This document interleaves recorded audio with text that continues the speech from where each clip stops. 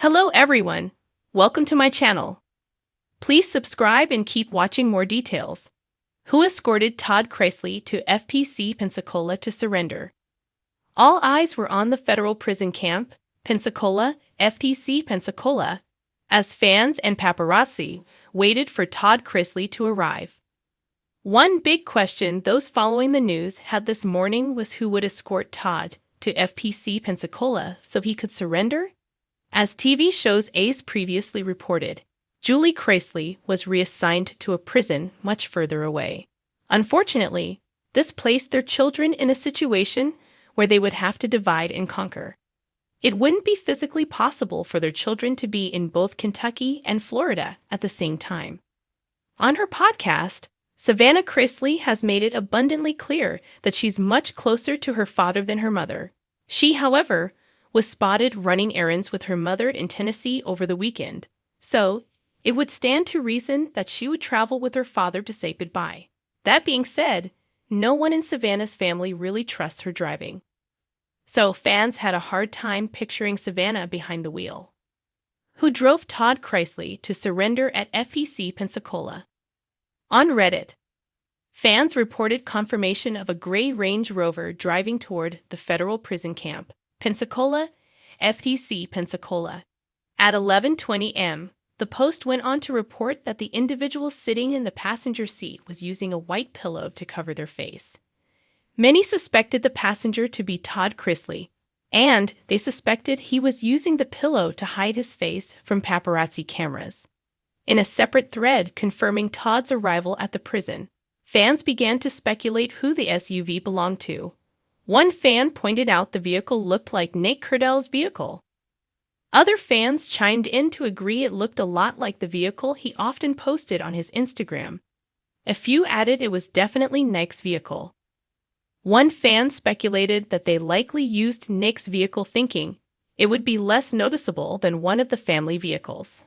While Nick Curdell's, as far as the public knows, is not in a relationship with Savannah Chrisley, he does remain close to Todd Chrisley. Todd admitted that holidays would just be awkward if Savannah finds someone else to be with, because Nick would always be welcomed as he considered him to be another son.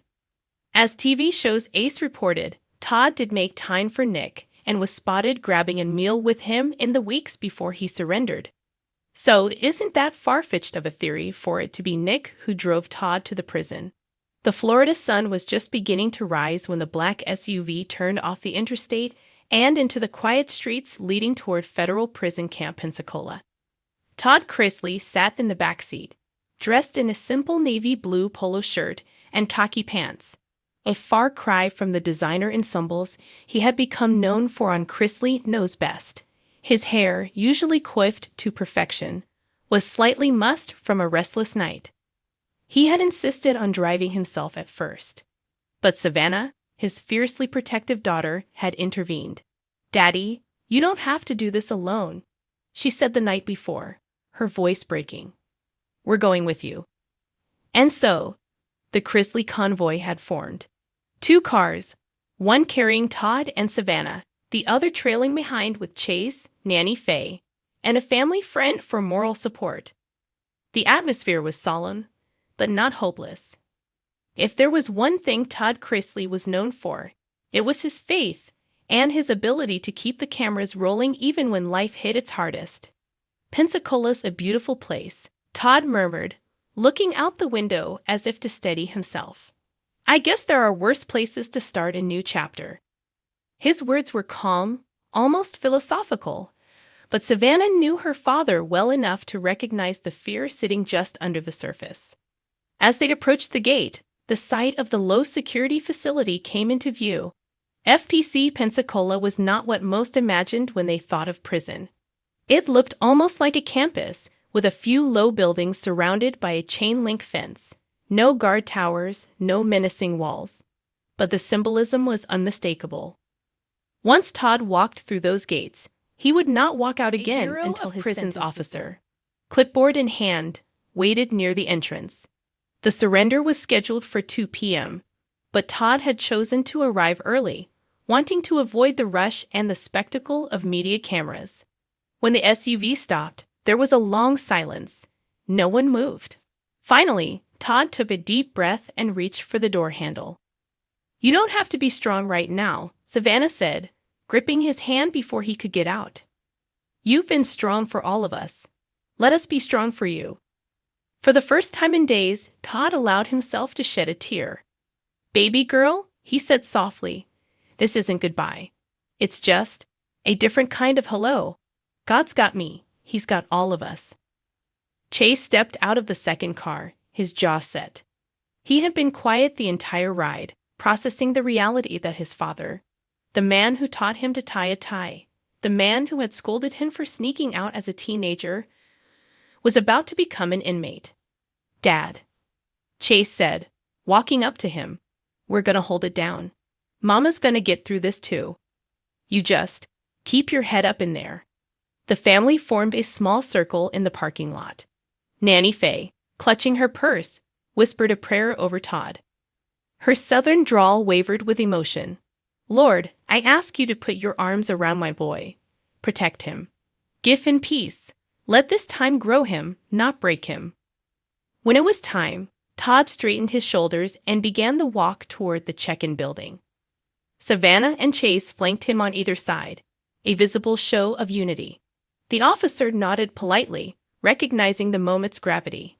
Inside, the surrender process was clinical and procedural. Paperwork, a property inventory, and instructions about what would happen next. Todd's wedding band and watch were placed in a small plastic bag for safekeeping. He was given a standard-issue prison uniform and directed to a room where he could change. Before stepping away, he was allowed one brief moment with his family. "I love you more than my life," Todd told Savannah as he hugged her tightly. "Take care of Mama. Keep telling our story. Don't let the world write the ending for us." Chase tried to play it cool, but emotion cracked through when he pulled his father in for a hug. "Don't start running the place before you've been there a week," he joked weakly, trying to lighten the mood. And then, it was time. Todd walked down the hallway, his figure growing smaller as he disappeared through a secure door. Savannah stood there for a long moment, staring after him. The silence in the hallway felt deafening. When she finally turned to leave, tears spilled freely down her face. Outside, the Florida sky had shifted to a brilliant blue. Despite the heaviness of the moment, there was a strange sense of peace. Savannah knew that this wasn't the end of the Chrisley story, just a hard chapter they would have to endure together. As they drove away, Nanny Faye spoke up for the backseat. "You know your daddy," she said with a small smile. "He's probably already telling somebody in there how to fold their laundry the proper way." Everyone chuckled softly. Even in the darkest moments, humor had always been the family's lifeline.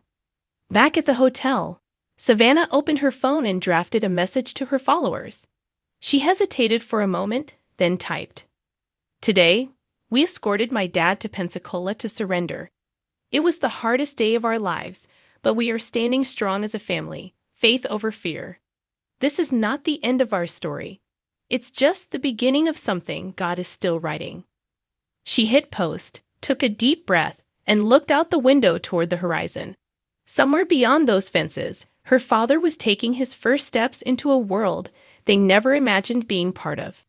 But she had no doubt that Todd Chrisley would meet it with the same determination and wit that had carried their family through every storm so far.